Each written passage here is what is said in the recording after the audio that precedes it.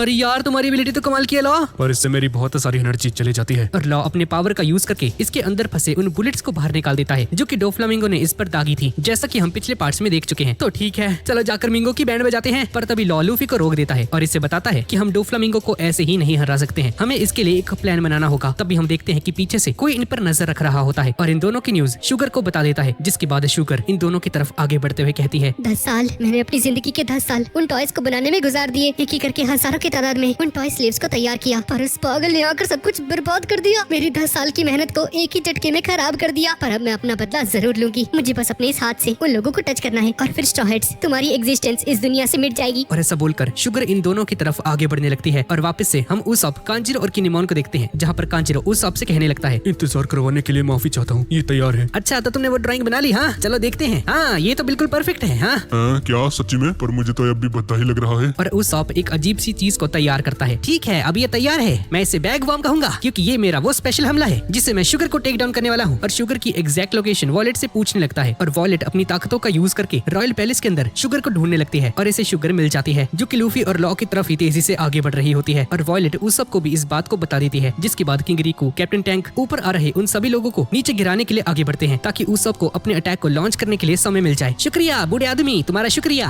और ड्रेसरोसा के सभी लोग ऊपर पहुंच जाते हैं और इन पर हमला कर देते हैं और कहते हैं कि इन्हें जल्द से जल्द पकड़ो और डोफ्लामिंगो के हवाले कर दो। और यहाँ पर रॉयल पैलेस में लूफी और लॉ अब भी इस बात पर लड़ रहे होते हैं कि उन्हें आगे अब क्या करना चाहिए। तभी शुगर भी यहाँ पर पहुंच जाती है। ना तो स्ट्रॉ हेड लूफी मुझे जानता है, पर ना ही लॉ मुझे जानता है। मेरा काम तो आसान हो जाएगा। और शुगर इनके पास जाकर एक रोते हुए बच्चे की तरह एक्टिंग करने लगती है और इन दोनों की नजर इस पर जाती है और ये सारी चीजें वॉलेट भी देख रही होती है। ठीक है, लगता है अब समय आ चुका है, मेरी मदद करो। मॉम डैड आप कहाँ गए? अरे यार अब ये मत कहना कि एक हो गई है। इस पर ध्यान मत दो। मुझे आग में बिल्कुल मजा नहीं आया। अरे सुनो यार, यहाँ पर बहुत ज्यादा खतरा है, तुम्हें कहीं पर जाकर छुप जाना चाहिए। और ऐसा बोलकर लॉ के साथ यहाँ से जाने लगता है, पर शुगर चिल्लाना शुरू कर देती है, नहीं मुझे अकेला मत छोड़िए प्लीज। और यहाँ पर किंग रिकू, कैप्टन टैंक, ये सभी लोग उन सभी लोगों को रोक रहे होते हैं। और वॉलेट उस सबको शुगर की एग्जैक्ट लोकेशन बता देती है। उस सब, क्या तुम्हें वो विंडो नजर आ रही है जो कि रैम्पार्ट टावर के टॉप में है? मुझे वहाँ की फर्स्ट विंडो से लॉ और लूफी नजर आ रहे हैं। आखिर उस विंडो में कितने बार्स मौजूद हैं वॉलेट? एक वर्टिकल बार और एक हॉरिजॉन्टल बार, और बॉटम से लेकर उस विंडो की लेंथ 1.2 मीटर है। और उस विंडो की लंबाई और चौड़ाई कितनी है? 50 मीटर चौड़ी और 40 मीटर लंबी। और शुगर किसी भी मिनट उन दोनों को पकड़ सकती है। और ड्रेसरोसा के सभी लोग उस सब के पीछे पागलों की तरह पड़े होते हैं। और यहाँ पर शुगर भी लॉ और लूफी की तरफ तेजी से आगे बढ़ रही होती है और उस सब को अपना टारगेट सेट करने में ही पसीने छूट जाते हैं। और उस सब माता रानी का नाम लेकर अपने अटैक को लॉन्च कर देता है और इसका अटैक सीधा जाकर एक वॉल पर लगता है। और यहाँ पर शुगर लूफी को टच कर देती है और इसे एक टॉय में बदल देती है। और यहाँ पर उस सब लूफी कहकर चिल्लाता है, पर असल में ये उस सब की ही एक इमेजिनेशन होती है। जी गाइस चिंता मत करो, नहीं बना लूफी टॉय में। और उस सब अपने इस शॉट को खींचते हुए कहता है, लूफी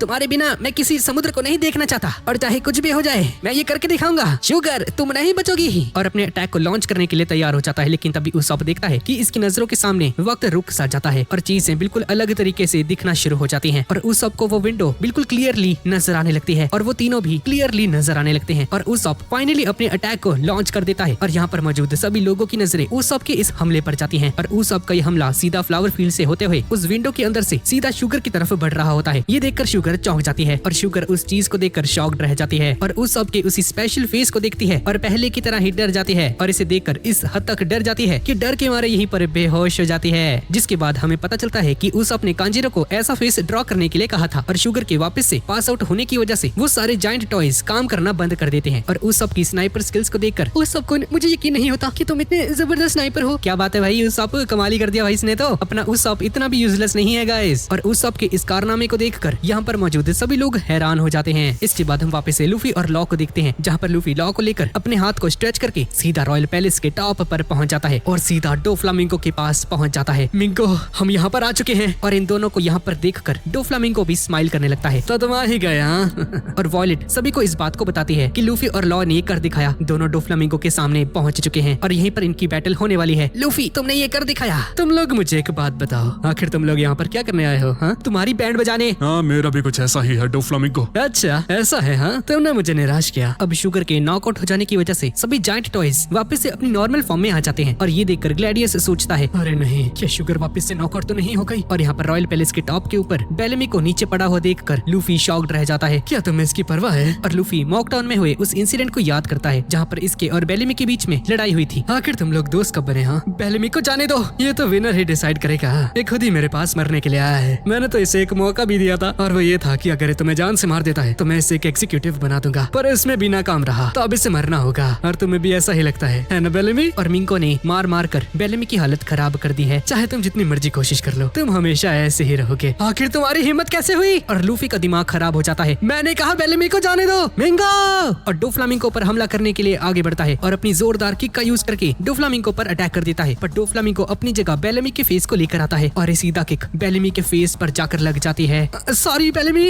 ये देखो आखिर तुम दोनों ने क्या कर दिया। तुम लोगों ने सबसे पहले मेरी एसिडी मैन्युफैक्चरिंग मशीन को डिस्ट्रॉय किया, उसके बाद वर्गो और मोनेट पर भी अपने हाथ साफ किए। तुमने सीजर को किडनैप किया, ड्रेस रोजा में घुस गए और यहाँ के सभी टॉयज को भी आजाद कर दिया। और अब तुम्हें लगता है कि तुम मुझे मार सकते हो? हाँ, ऐसा लग रहा है कि जैसे 13 साल पहले जो हुआ था मैं उसे दोबारा से जी रहा हूँ। और लॉ अपनी स्वॉर्ड को बाहर निकालता है और स्ट्रिंग्स का यूज करके अपने एक और क्लोन को तैयार कर देता है, जिसके बाद अपने इस क्लोन का यूज करके लॉ के साथ लड़ना शुरू कर देता है। और डोफ्लामिंगो अपनी स्ट्रिंग्स का यूज करके बेलेमी को अपने कब्जे में ले लेता है और लूफी पर अटैक कर देता है। लूफी, बेलेमी को मैनिपुलेट किया जा रहा है, ध्यान रखो। और रॉयल पैलेस के थर्ड पैलेस पर कोलोसियम के टफ फाइटर्स टॉप एग्जीक्यूटिव्स के साथ लड़ रहे होते हैं, जहाँ पर रॉबिन बार्टोलोमियो और कैवेंडिश भी यहाँ मौजूद सभी सोल्जर्स के साथ लड़ रहे होते हैं। और यहाँ पर फ्रैंकी और सैनी और पिंक, इन दोनों के बीच में मर्दों वाली कोई लड़ाई चल रही होती है, बहुत ही अजीब सी, पता नहीं क्या कर रहे हैं लोग। और दोनों ही एक दूसरे के अटैक से डॉज नहीं कर रहे होते हैं। और फ्लावर फील्ड में कीरोस और डिमांटे के बीच में अब भी फाइटें चल रही होती है और दोनों ही एक दूसरे को बराबरी की टक्कर दे रहे होते हैं। और रेबेका एज ऑलवेज यूजलेस यहाँ पर खड़ी होकर बस देख रही होती है। और यहाँ पर लूफी बेलेमी से कहता है कि बेलेमी तुम मेरे दोस्त हो, मैं तुम पर हमला नहीं कर सकता हूँ। ये सुनकर बेलेमी रोने लगता है और जोर जोर से रोने लगता है। हम लोग इतनी दूर से आए हैं और तुम अब भी हमारे साथ नहीं लड़ रहे हो, डरपोक मिंगो। ला,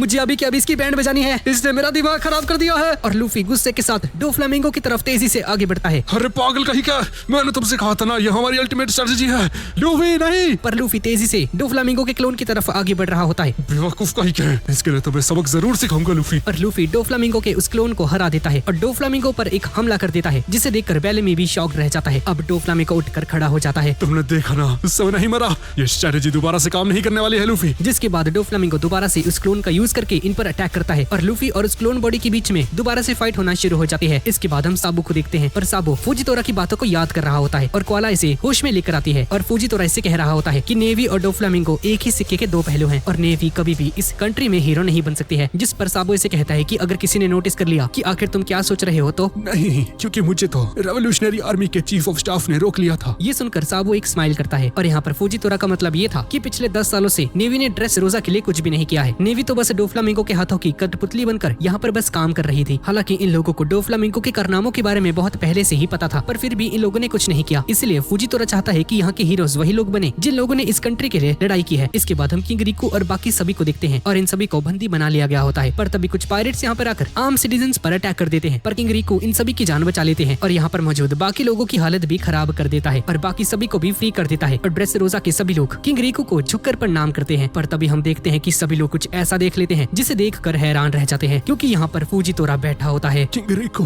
मैंने भी उसी पर दाव लगाया है जिस पर आपने लगाया था, यानी कि स्ट्रॉ हट पर, और कुछ नहीं। और यहाँ पर लूफी और डोफ्लामिंगो के बीच में बहुत ही खतरनाक फाइट चल रही होती है और डोफ्लामिंगो और इसका क्लोन मिलकर लूफी के साथ लड़ रहे होते हैं और ये सीन्स बहुत ही ज्यादा बैडएस होते हैं गाइस। ड्रेस रोजा के सभी लोग लूफी की इस फाइट को बहुत ही ज्यादा उम्मीद से देख रहे होते हैं और वॉयलेट लूफी के उसी पल को याद करती है जहाँ पर वो कहता है कि जरा इस कंट्री की हालत को देखो, अगर मैं यहाँ पर आज रुक जाता हूँ तो इसके साथ क्या होगा। और उस सब के उस अटैक को भी याद करती है और बाकी सभी को भी हमें दिखाया जाता है। डोफ्लामिंगो अपने बुलेट स्ट्रिंग का यूज करता है, जिसकी वजह से लूफी दूर जाकर गिर जाता है, पर लूफी हार नहीं मानता है और दोबारा से खड़ा होकर तेजी से डोफ्लामिंगो पर हमला करने के लिए आगे बढ़ता है। और जैसे ही गम पिस्टल का यूज करने वाला होता है, डोफ्लामिंगो अपनी स्ट्रिंग्स का यूज करके इसके हाथ को पकड़ लेता है और लूफी को पकड़कर हवा में जोर जोर से घुमाना शुरू कर देता है। और यहाँ पर ट्रेबल की हालत खराब हो जाती है और लॉ से दूर भाग रहा होता है और लॉ इसके पीछे हाथ धोकर पड़ जाता है और अपने रूम की एबिलिटी का यूज करके जैसे ही ट्रेबल पर अपना इंजेक्शन अटैक करने वाला होता है, ट्रेबल इस पर काउंटर अटैक कर देता है, पर लॉ फिर भी इस पर अपने हमले को लॉन्च कर देता है। पर तभी बीच में डोफ्लामिंगो यहाँ पर आकर ट्रेबल की जान बचा लेता है और लॉ पर अपनी स्ट्रिंग्स का यूज करके अटैक कर देता है, जिसकी वजह से लॉ बहुत ही ज्यादा जख्मी हो जाता है और नीचे जमीन पर गिर जाता है। लॉ, अगर कोई भी मेरी फैमिली के साथ उलझेगा तो मैं उसे माफ नहीं करने वाला। लॉ, क्या तुम्हें याद है कि मैं सबसे ज्यादा किससे नफरत करता हूँ?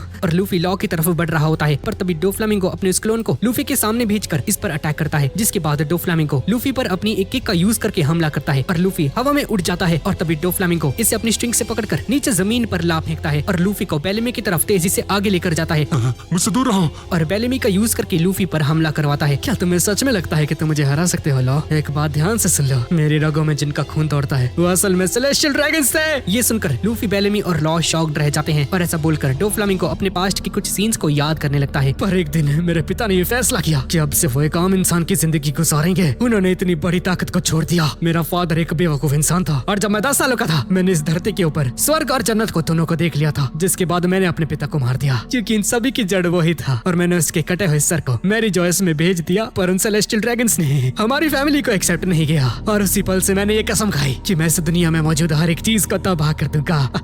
जो जिंदगी मैंने बिताई है वो तुम लोगों की जिंदगी से कई ज्यादा अलग लेवल पर है और मेरे पास तुम बच्चों के साथ खेलने का समय नहीं बचा है। अब इसके बाद हम ड्रेसरोसा के नॉर्थ वेस्ट टाउन में देखते हैं जिसका नाम है प्रीम्यूला, जहाँ पर चारों तरफ आग लग रखी होती है और डोफ्लामिंगो की उस पपेट टेक्निक की वजह से लोग एक दूसरे को ही मार रहे होते हैं और नेवी के लोग ऐसे लोगों को ट्रैंकुलाइजर्स का यूज करके शांत कर रहे होते हैं। और एक सोल्जर आकर वाइस एडमिरल को बताने लगता है कि एडमिरल फुजितोरा इंजर्ड होने की वजह से रेवोल्यूशनरी आर्मी के चीफ ऑफ स्टाफ यानी कि साबो से फाइट नहीं कर सकते हैं। क्या तुम्हारा दिमाग खराब है? HQ के नेवी एडमिरल्स नेवी की सबसे बड़ी ताकत है। और तभी इस वाइस एडमिरल को फुजितोरा की कही हुई बातें याद आने लगती हैं, जिसके बाद इस समझ जाता है कि आखिर फुजितोरा ने ऐसा क्यों किया होगा। और यहाँ पर रॉयल पैलेस के ऊपर डोफ्लामिंगो अपनी उस क्लोन बॉडी और बेलेमी का यूज करके लूफी पर हमला कर देता है, जिससे लूफी डॉज कर जाता है। पर बेलेमी दोबारा से लूफी पर अटैक करने के लिए आगे बढ़ता है, पर लूफी बहुत मुश्किल से दोबारा से इससे डॉज कर जाता है। और तभी डोफ्लामिंगो पीछे से लूफी पर अटैक करने वाला होता है और ये हमला लूफी पर लग जाता है और इसके फेस के ऊपर एक लात मार देता है। तुम लोगों को कोई भी आइडिया नहीं है और क्या तुम लोग इस बात को इमेजिन कर सकते हो क्या कि लोग एक्स सेलेस्टियल ड्रैगन्स के साथ क्या करते हैं? हाँ, और इसके जबरदस्त हमले की वजह से रूफ टॉप ही डिस्ट्रॉय हो जाती है और लूफी छत तोड़कर नीचे आ जाता है और डोफ्लामिंगो इन दोनों को दोबारा से लूफी के पास भेज देता है। और डोफ्लामिंगो लॉ से कहता है कि लॉ वो तुम हो जो कि अब मरने वाले हो। पर अब भी कुछ ऐसा है जो कि मुझे समझ नहीं आया। तुमने कहा कि तुम एक फॉर्मल सेलेस्टियल ड्रैगन हो जिससे कि मैरी जॉयस से बाहर निकाल दिया गया था, तो फिर तुम्हारे पास अब भी उनके जैसी ताकतें कैसे हैं? क्योंकि CP0 सिर्फ सरकार के अंडर में काम करती है, पर आज सुबह ही तुमने उनसे अपना काम करवाया। अच्छा, तो तुम अब भी जानना चाहते हो? तुम्हें पता है ना लॉ, तुम बहुत ही जल्द मरने वाले हो। ठीक है, मैं तुम्हें बताता हूँ। दरअसल ऐसा इसलिए है क्योंकि मुझे होली लैंड मैरी जॉयस के अंदर मौजूद उस नेशनल ट्रेजर के बारे में पता है और उस नेशनल ट्रेजर का नाम सुनकर लॉ उठकर खड़ा हो जाता है। हाँ, और इतना ज्यादा खतरनाक है कि पूरी दुनिया को हिला सकता है। जिसके बाद डोफ्लामिंगो बताता है कि उन लोगों ने इसे जान से मारने की कोशिश भी की थी पर वो नहीं मरा, और जिसके बाद सेलेस्टियल ड्रैगन्स इसके साथ कोऑपरेटिव हो गए। पर अगर उस दिन तुम्हारी ओपी फ्रूट की ताकत मेरे पास होती तो मैं मैरी जॉयस के अंदर मौजूद उस नेशनल ट्रेजर की पावर्स का यूज करके पूरी दुनिया की कमान अपने हाथ में ले लेता। क्या तुम्हें इसके बारे में पता है? तुम्हारी ताकत कितनी ज्यादा वैल्यूएबल है लॉ, इसलिए कुछ लोग इसे द अल्टीमेट डेविल फ्रूट भी कहते हैं। हाँ, मैं जानता हूँ इस बारे में, पर मेरा इसमें कोई भी इंटरेस्ट नहीं है। और इस फ्रूट की ग्रेटेस्ट ताकत यही है कि ये किसी दूसरे इंसान को इटर्नल लाइफ दे सकती है, जिसे परपेचुअल यूथ सर्जरी के द्वारा किया जाता है। पर अगर इसे एक बार कर दिया जाए तो इसे करने वाले सर्जन की मौत हो जाएगी। हाँ, तुमने सही कहा, इसलिए मैं नहीं चाहता था कि तुम इसे खाओ। अच्छा, तो मुझे माफ करना, मैंने इसे खा लिया। और ऐसा बोलकर लॉ डोफ्लामिंगो पर अटैक कर देता है और डोफ्लामिंगो भी लगातार इस पर हमले कर रहा होता है और दोनों ही एक दूसरे पर अपनी अपनी किक से अटैक करते हैं। और लॉ डोफ्लामिंगो से कहता है कि मैं ग्रेटफुल हूँ कि मैं इस पावर से तुम्हें हरा सकता हूँ डोफ्लामिंगो। और अब इसके बाद हम लॉ के बचपन को देखेंगे। अब इसके बाद हम समय में 16 साल पीछे जाते हैं जब लॉ की उम्र सिर्फ 10 साल थी और हम 16 साल पहले की नॉर्थ ब्लू के एक टाउन को देखते हैं जहाँ पर डियामांटे लॉ के साथ लड़ रहा होता है। और डोफ्लामिंगो कहता है, अरे डियामांटे ध्यान से, कहीं तुम इसे मार ना दो। अगर मैंने इसे हरा दिया तो तुम मुझे एक एग्जीक्यूटिव बना दोगे, है ना? जिसे सुनकर सभी लोग इस पर हंसने लगते हैं और डियामांटे बहुत इजीली लॉ को हरा देता है। अब थोड़ी देर बाद ट्रेबल लॉ से पूछता है, हे, आखिर तुम कब मरने वाले हो? हाँ, आज से 3 साल 2 महीनों के बाद। अच्छा,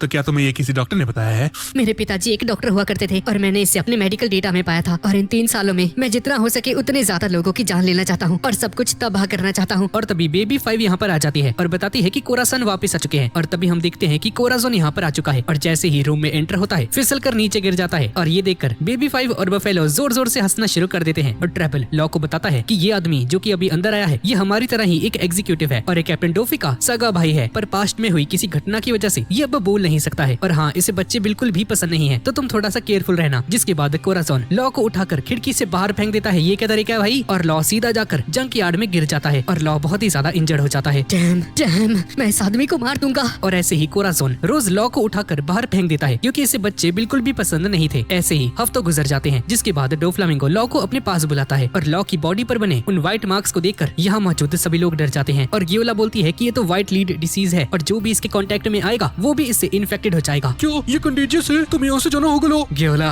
कोई भी मिस इन्फॉर्मेशन मत फैलाओ। ये डिसीज पॉइजन से होती है, ना कि किसी के छूने की वजह से। वैसे लॉ, तुम व्हाइट टाउन फ्लेवन से बाहर कैसे निकले? हाँ, और क्या तुम्हारे अलावा वहाँ पर कोई और भी बचा था? दरअसल मैंने वहाँ पर मौजूद डेड बॉडीज में खुद को छुपाकर बॉर्डर को क्रॉस किया था। आखिर तुम्हें किससे बदला लेना है बच्चे? मुझे अब किसी भी चीज पर भरोसा नहीं है और अब मुझे मरने से डर नहीं लगता है। और कोराजोन भी लॉ की ये सारी बातें सुन रहा होता है। और मैं तुमसे अपना बदला जरूर लेकर रहूंगा टोपी वाले। और गाइस, व्हाइट टाउन फ्लेवेंस के लोग बहुत ही ज्यादा अमीर हुआ करते थे। वहाँ की हर एक चीज व्हाइट थी, मिट्टी से लेकर पौधे तक सभी चीज वहाँ पर व्हाइट थी। और एक दिन उन लोगों को जमीन के अंदर से एक व्हाइट लेड मिलता है, जो कि एक तरह का लेड होता है, यानी कि एलिमेंट। और उन लोगों ने हर एक चीज में उसका यूज करना शुरू कर दिया। खाने पीने की चीजें, कॉस्मेटिक्स, वेपन्स, स्वीटनर्स, हर एक चीज में उसका यूज करना शुरू कर दिया। और दुनिया भर के लोग इस हाई क्वालिटी के व्हाइट लेड को खरीदना चाहते थे। और ये व्हाइट लेड फ्लेवेंस की मेजर इंडस्ट्री बन गई। और अब हम समय में थोड़ा सा और पीछे जाते हैं, जहाँ पर लॉ के पिता इससे पढ़ा रहे होते हैं। तभी लॉ की सिस्टर और उसकी मदर भी यहाँ पर आ जाती हैं। और लॉ की मदर भी एक डॉक्टर ही होती है। और ये सभी लोग एक फेस्टिवल में जाने का प्लान बनाते हैं। और जब सरकार ने एक जियोलॉजिकल सर्वे करवाया तो उसमें ये पता चला कि व्हाइट लेड असल में एक पॉइजन है और इतना ज्यादा खतरनाक है कि इसे छूने भर से ही इसका इफेक्ट दिखना शुरू हो जाता है। पर इतना ज्यादा कीमती था कि वर्ल्ड गवर्नमेंट और वहाँ की रॉयल्टी ने इस बात को लोगों से छुपा कर रखा। और इस चीज को सबसे ज्यादा खतरनाक ये बनाती है कि अगर ये किसी की बॉडी में है तो इसका असर आने वाली जनरेशन में भी होता है और उसकी जिंदगी कम हो जाती है। और जब तक वो लोग बड़े होते हैं और जब उनके बच्चे हो जाते हैं तो उनकी उम्र उनसे भी कम होती है। और इसका नेगेटिव इफेक्ट आने वाली जनरेशन पर दिखना शुरू हो जाएगा और उनकी life generation by generation short होती जाएगी। और जब तक उन्हें इस सच्चाई के बारे में पता चला तब तक बहुत ही ज्यादा देर हो चुकी थी। अब इसके बाद हम लॉ और उसकी फैमिली को देखते हैं, जहाँ पर लॉ की बहन की तबीयत अचानक से खराब हो जाती है। जहाँ पर सबसे पहले लॉ की बहन की बॉडी के ऊपर वो व्हाइट मार्क दिखाई देता है, जिसके बाद एक के बाद एक गाँव के सभी लोग बीमार पड़ना शुरू हो जाते हैं और एक के बाद एक मरने लगते हैं इस बीमारी की वजह से। और कोई भी डॉक्टर इसे नहीं रोक पा रहा था। पर असल ट्रेजेडी तो यहाँ से शुरू होती है, क्योंकि पड़ोसी कंट्रीज को ये लगने लगा था ये बीमारी असल में एक संक्रामक है, यानी कि टच वगैरह करने से फैल सकती है। इसलिए सरकार ने इस पूरी कंट्री को आइसोलेट कर दिया, चारों तरफ से ब्लॉक कर दिया, जैसे कि मेरी बंदी मुझे कभी कभी कर देती है। और वहाँ की रॉयल फैमिली को सरकार ने अर्ली स्टेज से ही वहाँ से निकाल लिया। पर वहाँ के आम सिटीजन्स को यहाँ पर अकेला छोड़ दिया गया मरने के लिए। और व्हाइट टाउन के जो भी लोग वहाँ से बचकर भागने की कोशिश कर रहे थे, दूसरे कंट्री के लोग उन्हें देखते ही शूट कर दिया करते थे। इसके बाद हम वापस से लॉ को देखते हैं, जहाँ पर एक सिस्टर आकर लॉ से कहती है कि लॉ तुम्हें हमारे साथ आना चाहिए, क्योंकि हमें कुछ सोल्जर्स ने कहा है कि वो लोग बच्चों को यहाँ से निकलने में मदद करने वाले हैं। जिस पर लॉ बोलता है कि मेरी बहन यहाँ पर मर रही है सिस्टर, इसलिए मैं अभी नहीं जा सकता हूँ। कभी भी उम्मीद मत हारना लॉ, और देखना कोई ना कोई चमत्कार तुम तक जरूर पहुँच जाएगा। और ये सुनकर लॉ खुश हो जाता है। और यहाँ पर लॉ के फादर दूसरी कंट्री से मदद मांगते हैं। और यहाँ पर व्हाइट टाउन की सड़कों के ऊपर आम सिटीजन्स को जान से मार दिया जा रहा होता है। और हर जगह पर व्हाइट लेड डिसीज के पेशेंट्स को ढूंढ रहे होते हैं। और इनकी आवाज को सुनकर लॉ अपनी सिस्टर को एक जगह पर छुपा देता है और बाहर जाकर देखता है कि इसके माता पिता को मार दिया गया है। और ये देखकर लॉ बुरी तरह से हैरान हो जाता है और भागकर इनसे जाकर लिपट जाता है और इन्हें जगाने की कोशिश करता है, पिताजी, मामा।